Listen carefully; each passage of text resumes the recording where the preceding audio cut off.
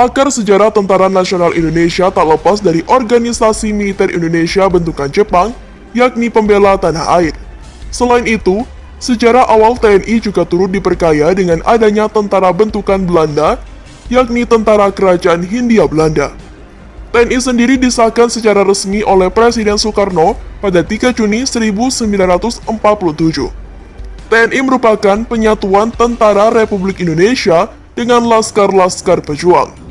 Di masa setelah proklamasi, prajurit-prajurit militer dari PETA dan beberapa tentara pribumi KNIL meleburkan diri ke dalam organisasi bernama Badan Keamanan Rakyat atau BKR. Setelahnya BKR berubah lagi menjadi Tentara Keamanan Rakyat dengan panglimanya Jenderal Sudirman. Dan TKR inilah cikal bakal dari Tentara Nasional Indonesia. Berikut ulasan sejarah lengkapnya. Badan Keamanan Rakyat atau BKR. Awalnya, TNI bernama Badan Keamanan Rakyat. BKR dibentuk pemerintah Indonesia pada 23 Agustus 1945. BKR bukan suatu badan tentara resmi Indonesia. BKR dibentuk untuk menjaga keamanan daerah dan membantu korban-korban seusai perang kemerdekaan. BKR berada di bawah Komite Nasional Indonesia yang ada di tiap daerah. Mereka bertugas untuk memberikan rasa aman dan mengembalikan kesejahteraan bagi masyarakat, karena pada masa kemerdekaan, kondisi negara belum stabil. Anggota BKR berasal dari mantan anggota PETA, Heiho, dan KNIL, atau Tentara Kerajaan Hindia Belanda. Mereka bergabung ke BKR untuk memperdalam tugas dan fungsi menjadi organisasi ketentaraan. Tentara Keamanan atau Keselamatan Rakyat atau TKR. Pada 5 Oktober 1945, Presiden Soekarno membentuk Tentara Keamanan Indonesia atau TKR. Pembentukan TKR tidak lepas dari kedatangan tentara Inggris ke Indonesia dan membuat situasi Indonesia menjadi tidak aman, karena Belanda ingin menguasai lagi bangsa Indonesia. Untuk memperluas fungsi ketentaraan, pada 7 Januari 1946, pemerintah mengganti Tentara Keamanan Rakyat menjadi Tentara Keselamatan Rakyat. Tentara Republik Indonesia atau TRI. Dalam buku sejarah TNI Jilid 1 disebutkan untuk menyempurnakan organisasi tentara menurut standar militer internasional, pada tanggal 26 Januari, pemerintah mengeluarkan maklumat tentang penggantian nama Tentara Keselamatan Rakyat menjadi Tentara Republik Indonesia. Maklumat ini dikeluarkan melalui penempatan Pemerintah Nomor 4 Tahun 1946 untuk mewujudkan tentara yang sempurna. Pemerintah membentuk suatu panitia yang disebut dengan Panitia Besar Penyelenggaraan Organisasi Tentara.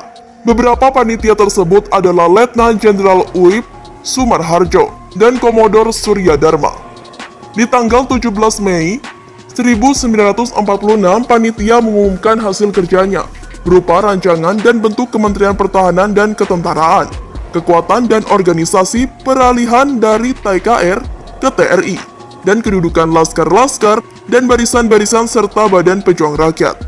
Presiden Soekarno pada tanggal 25 Mei akhirnya melantik para pejabat Markas Besar Umum dan Kementerian Pertahanan.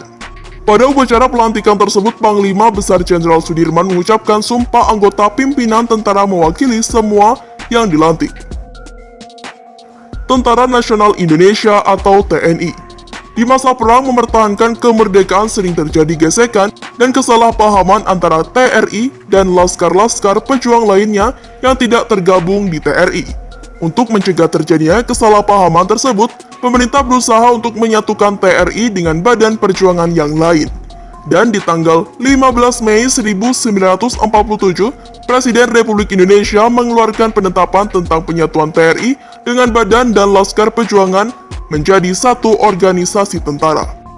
Tanggal 3 Juni, Presiden Soekarno meresmikan penyatuan TRI dengan Laskar-Laskar Perjuangan menjadi satu wadah tentara nasional dengan nama Tentara Nasional Indonesia. Presiden juga menetapkan susunan tertinggi TNI. Panglima Besar Angkatan Perang Jenderal Sudirman diangkat sebagai kepala pucuk pimpinan TNI dengan anggotanya adalah Letnan Jenderal Urip Sumoharjo, Laksamana Muda Nazir, Komodor Surya Dharma, Jenderal Mayor Sutomo, Jenderal Mayor Insinyur Sakirman, dan Jenderal Mayor Joko Suyono. Dalam ketetapan itu juga menyatakan bahwa semua satuan angkatan perang dan satuan laskar yang menjelma menjadi TNI diwajibkan untuk taat dan tunduk kepada segala perintah dan instruksi yang dikeluarkan oleh pucuk pimpinan TNI. Angkatan Perang Republik Indonesia Serikat. Dikutip dari laman tni.mil, sesuai dengan keputusan konferensi meja bundar, pada akhir tahun 1949 dibentuk Republik Indonesia Serikat. Sejalan dengan itu, dibentuk pula Angkatan Perang RIS atau APRIS, yang merupakan gabungan TNI dan KNIL dengan TNI sebagai intinya. Angkatan Perang Republik Indonesia atau APRI. Pada bulan Agustus, RIS dibubarkan dengan Indonesia kembali ke bentuk negara kesatuan.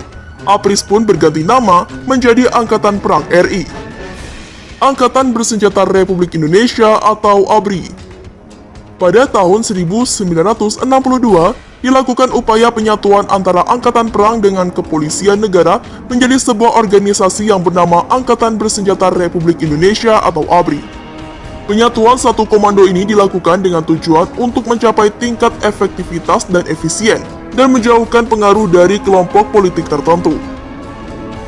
Kembali ke TNI. Pada tahun 1998, terjadi perubahan situasi politik di Indonesia. Perubahan tersebut berpengaruh juga terhadap keberadaan ABRI.